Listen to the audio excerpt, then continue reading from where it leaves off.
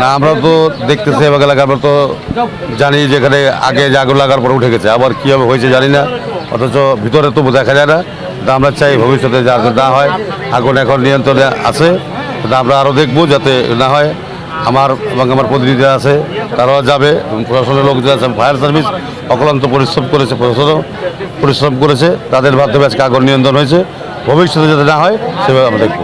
যখন নাকি আগুনটা প্রথম শুরু হয় তখন আমি আমার ছেলেকে নিয়ে স্কুল থেকে আসতে সময় দেখি আগুনের কুলঙ্গ, তখনই আমি ওইখানে ছেলেকে নিয়ে এখানে চলে আসার পর দেখি ভয়াবহ আগুন।